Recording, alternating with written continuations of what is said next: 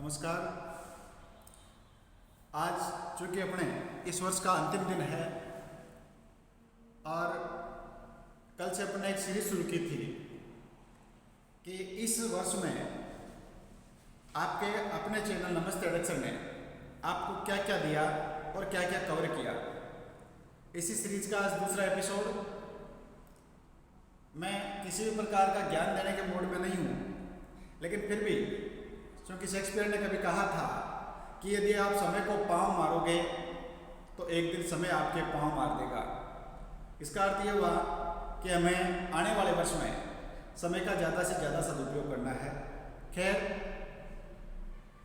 English में quotation आता है, little things touches the larger things.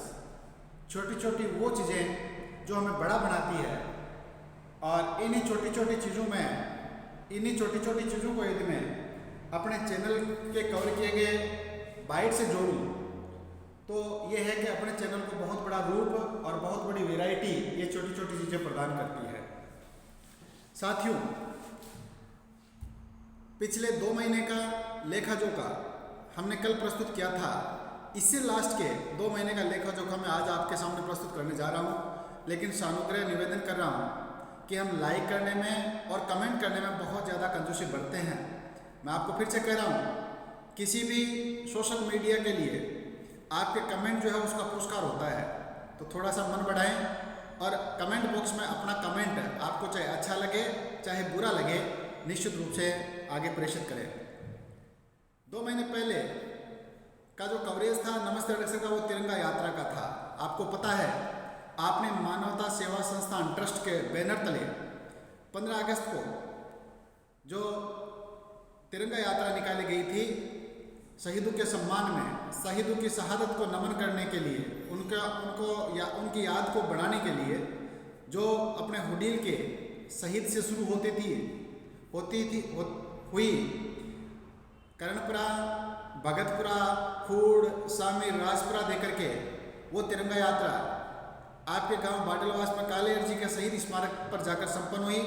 वहाँ एक बहुत बड़ा भव्य और दिव्य आयोजन रखा गया, रक्तदान शिविर का आयोजन किया गया। उसको कवर करने की आपके चैनल ने कोशिश की थी। इससे आगे आपको तो पता ही है, अभी पिछले दिनों हमारे गांव के 3 बच्चे जिनका नीट में सिलेक्शन हुआ था, उनमें से एक प्रतिभा हमारी सरोज फगोड़िया थी। सरोज फगोड़िया उस प्रतिभा का नाम है जो जीरो से हीरो बनी। और चूंकि मैं तो कहूँगा, आप यदि उसका सोशल बैकग्राउंड जानोगे, उसके परिवार की स्थिति जानोगे, तो आपका पता चलेगा कि एक बीपीएल छात्रा जो गरीब घर में पली बढ़ी, छोटी उम्र में जिसके सिर से पिता का साया उठ गया, ऐसी बच्ची को आपके ही गांव का एक लाडला बजरंग रणवा, जो रिश्ते से सरोज के फूफा जी लगते हैं, वो उसको अपने घर में लेके आते हैं, उसका लालन पालन करते हैं, उसे अच्छी शिक्षा देते हैं। और उसका परिणाम ये होता है कि बीपीएल परिवार की बच्ची नीट में टॉप रैंक से सिलेक्शन पाती है और एसएमएस जैसे मेडिकल कॉलेज भी उसका वेट करती है। उसका वीडियो प्रसारित करने का, उसका साक्षात्कार देने की कोशिश, ताकि अपने यूथ जो है वो हमसे प्रेरणा लें। इसी प्रयास में मैंने एक बाइट जारी की थी जो हमारे खेल मैदान के बास्केटबॉल ट्रैक के ऊपर अभ्यास कर रही थी। हमारे गवर्नमेंट स्कूल के पीटीआई जी और हम सबके अजीज और एक बहुमुखी प्रतिभा के धनी कैलाश जी पीटीआई जिनको अभ्यास करवा रहे थे। आपको जान के बड़ा सुखद आश्चर्य होगा कि उसी अभ्यास का परिणाम था कि इस साल हमारे गांव की 5 प्रतिभाएं जिन्होंने बास्केटबॉल में स्टेट में अपना स्थान पक्का किया था, चाहे वो शेखर योगी हो, चाहे वो मनीष मंडीवाल हो, चाहे वो पूजा मंडीवाल हो, और उसके साथ में 2 बच्चे और थे, उन्होंने स्टेट का अपना दरवाज़ा खटखटाया। और जिन्होंने आगामी दिनों में आयोजित होने वाले ग्रामीण ओलंपिक का एक आधार तैयार किया, एक पृष्ठभूमि तैयार की। इसी के साथ में इससे पहले वाली जो बाइट बनाई थी वो मैंने छोटे भाई आदित्य जांगिड़ के साथ में बनाई थी। आदित्य जांगिड़ आईआईटी बॉम्बे में पहुंचने वाला हमारे गांव का एक एक्सीलेंट स्टूडेंट है। विथ 12th इस प्रकार की उपलब्धि हासिल करने वाला मैं समझता हूँ बहुत कम बच्चे होते हैं, उनमें आदित्य जांगिड़ था। इसी के साथ मैं आपको ये भी बता दूँ, मेरी कोशिश थी कि मैं आदित्य जांगिड़ जैसे इंजीनियर को आपको रूबरू करवाऊँ।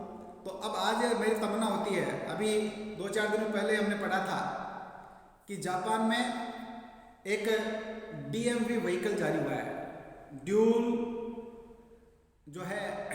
Mode vehicle. इसका अर्थ हुआ कि जब सड़क आएगी तो टायर से वो साधन चलेगा, और जब ट्रैक आ जाएगा तो रेलवे ट्रैक पे वो पटरियों पे वो साधन दौड़ेगा। ऐसा कारनामा जापान ने किया। जब अपन बात करते हैं कि फुबाकू जो दुनिया का सबसे तेज सुपर कंप्यूटर है, वो भी जापान ने ही दुनिया को दिया है। सुकुमारों का देश जापान को कहा जाता है। तो जिस टेक्निक के पीछे जापान को गर्व है, वो टेक्निक जापान को इंजीनियरों ने दी है। तो आगामी दिनों में मैं आपसे हमारे गांव के प्रतिभाशाली इंजीनियर, चाहे उसमें भाई अजय मंडा हो जो अपने अर्जुन जी मंडा का लड़का है, चाहे भाई अनिल बिजारनिया हो जो अपने गोविंद जी मान साहब का लड़का है, चाहे भाई अजय बिजारनिया हो जो अपने पंजी गुरु जी का पोता है, उन सब का मैं जिनका अभी बहुत अच्छा प्लेसमेंट इस सत्र में हुआ है 2021 उनके लिए बहुत यादगार और शानदार रहा है। मैं आगामी दिनों में उनसे भी आपका परिचय करूँगा। तो ऐसे टॉप इंजीनियर आदित्य जांगिड़ से भी मैंने आपको रूबरू करवाया था। इसी के साथ में कैलाश जी PTI जी, जिन्होंने रिटायरमेंट के बाद में अपने दूसरी पारी की शुरुआत जो है वो अपने बहुमुखी प्रतिभा के तौर पर की थी। चाहे वो गौशाला में गाय माता की सेवा हो, चाहे किसी भी प्रकार का जागरण हो, चाहे किसी भी प्रकार की सामाजिक सेवा हो, वो हमेशा आगे रहते हैं। तो मैंने उनका भी एक बहुमुखी प्रतिभा दिखाने का जो उनका वो करिश्मा था, रात्रि जागरण में भजन का प्रस्तुतिकरण, वो भी आपके सामने प्रस्तुत किया था। आपने उनको बहुत सराहा भी था। इसी के साथ में इससे पहले हमने जो बाइट पढ़ाई थी वो हमारे गांव के पास के गांव दौलतपुरा के दादू दयाल आश्रम की थी। आप जाओगे तो आपको पता चलेगा कि वहाँ मनोहर दास जी की तपस्थली वो दादू दयाल आश्रम है। तो मैं तो कहूँगा अपने गांव के पास में है, अपनी टेरिटरी में है।